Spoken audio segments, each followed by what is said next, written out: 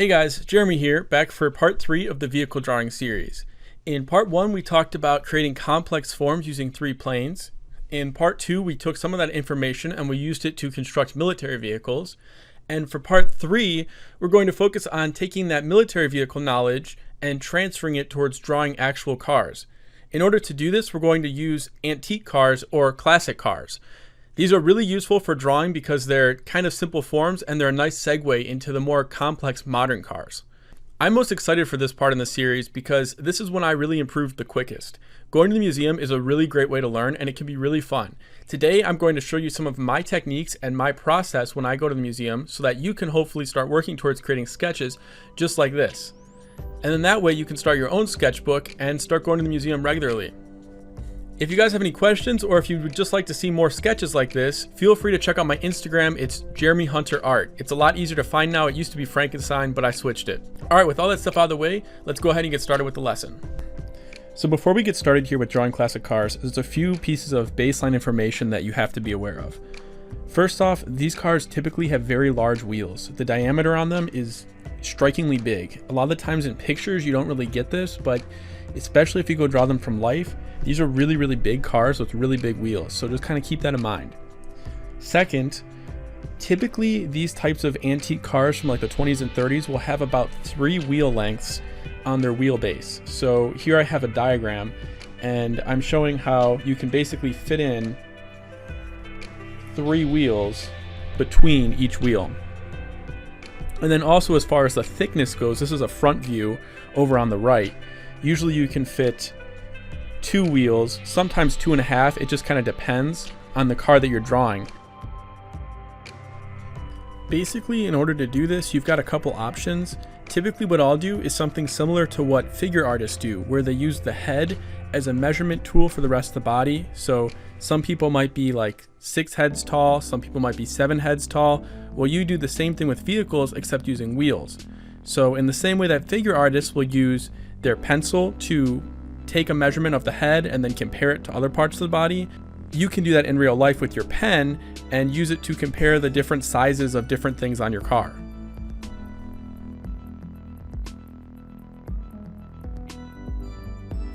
Today we're going to break down building classic cars into 3 basic steps. The first one is making a box with wheels. The second step is going to be to just add some more structure.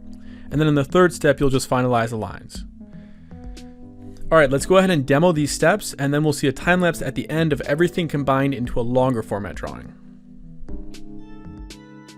So I start this one out with kind of like the side plane that the actual wheels lay on.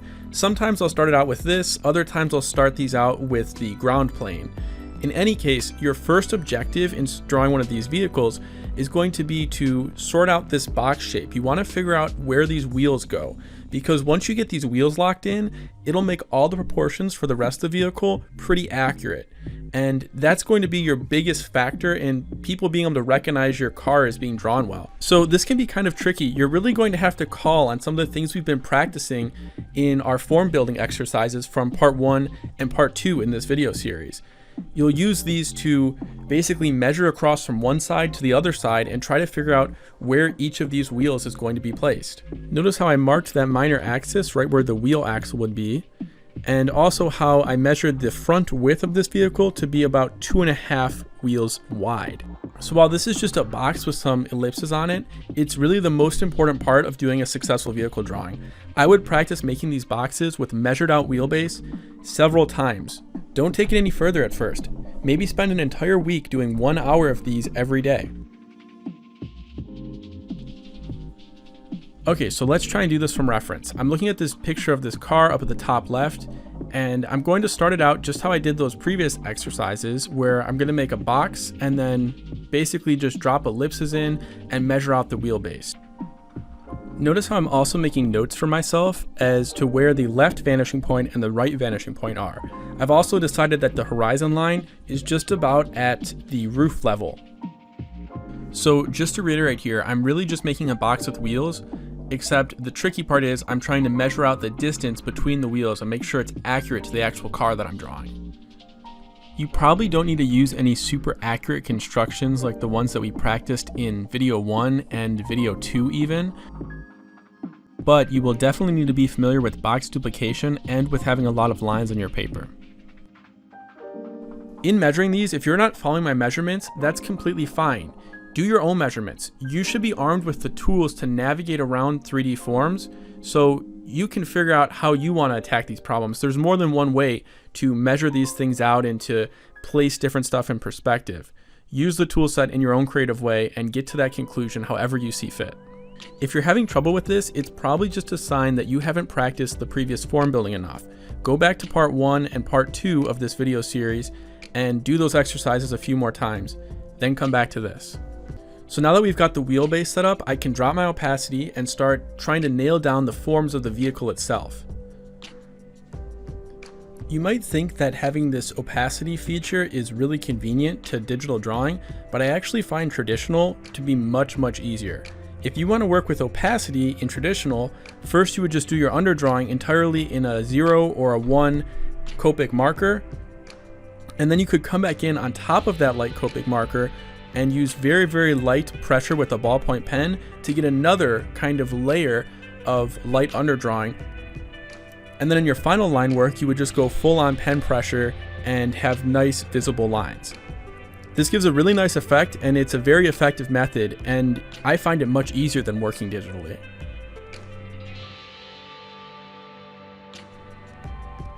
So you'll see here, I'm just making a long rectangle to represent the general area of this vehicle.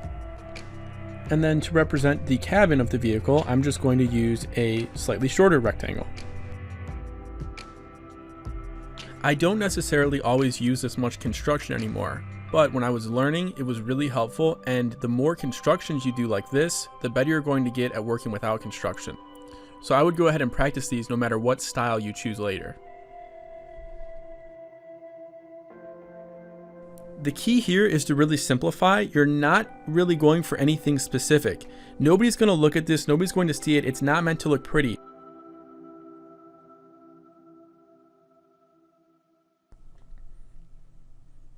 I try to keep this phase to relatively straight lines. Don't worry about curves. You're almost thinking like a painter.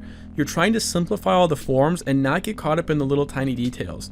Get the big basic shapes.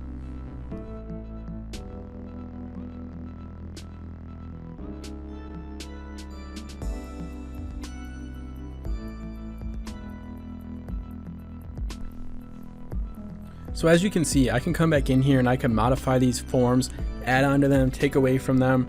Just don't get too worked up into the details, but feel free to sort out whatever you want to, because the more accurate and the more fleshed out your underdrawing is, the easier time you're going to have when you start doing your final line work on top of it. That being said, if there are errors in your underdrawing, it's really not the end of the world. You can always make adjustments to those when you're doing your final line work.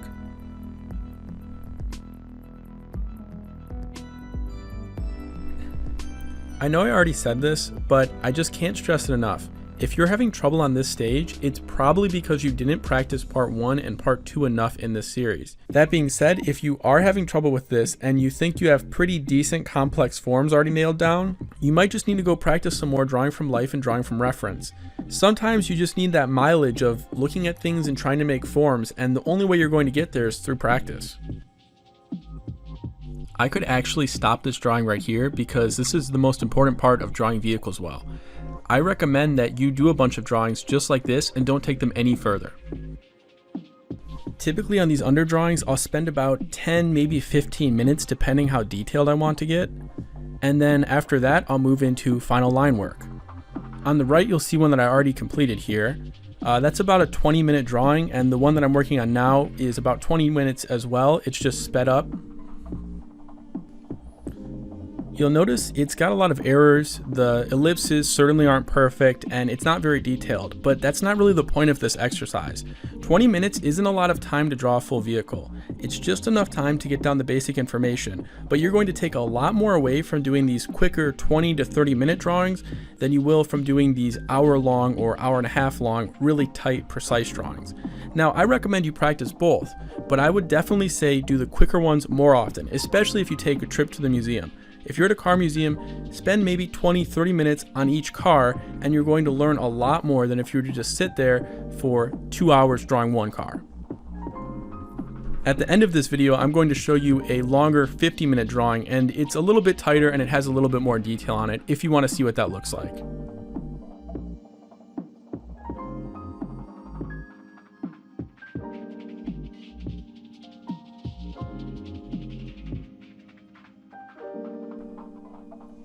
And there's not much else to say about this step. It's really just an exercise in observation, and it's also very dependent on how well you did your underdrawing. Typically, if you did a good job with your underdrawing, this should go pretty smoothly.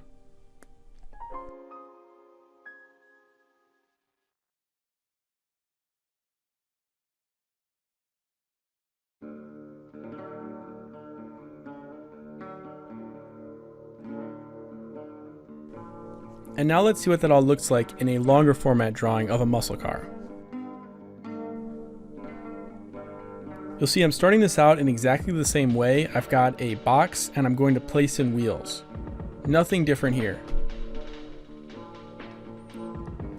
Now, muscle cars have a little bit more complex of a shape, but the same principle applies. I'm just kind of looking for the different forms, sticking to straight lines, keeping it really simple, and using some of my rules of perspective to make sure I stay within my boundaries. You might be noticing my wheels are way too small right now, but that's not a big deal. I can just make them bigger in another overlay.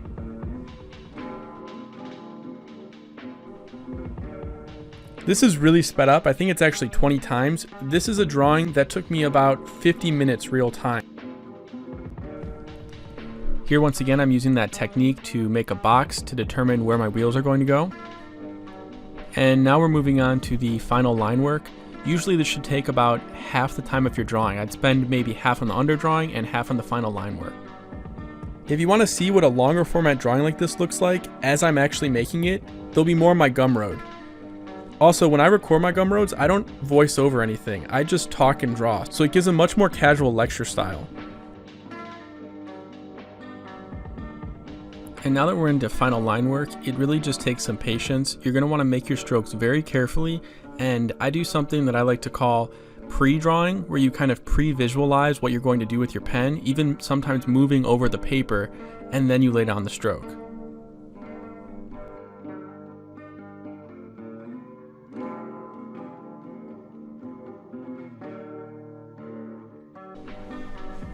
I'm doing that technique that I showed you guys from last week, where basically you just make an ellipse with the marquee tool and then you use continually smaller ellipses to make a wheel form. This time I add a little bit more detail to the wheels by adding some treads, but it's nothing super fancy. And that's just about the final drawing. Hopefully this process makes a little bit more sense to you now. You're going to start out with your box and your wheels. You're going to move on to kind of a simplified underdrawing. And then over top of that, you'll do your finalized line work. In the next part, we're going to bring this together into modern cars. Now take this information and go and draw from life. That's how you're going to improve. You need to go and draw from life. Try to find older boxier cars. The best place to look is a car museum, but if you can't do that, you can always go to a parking lot and just find older cars. Alright, that's all for this video. Thanks for watching, and make sure to subscribe for more lessons if you haven't already. You can also check out James's Patreon. He's got some cool perks like access to the live stream archive and also group lessons, although the spots are limited. Also, there's a nice community over on Discord, and you can find both James and I on Instagram. All the links for this are in the description below. Finally, feel free to check out my Gumroad if you like my lessons and would like some more content. Good luck and keep drawing.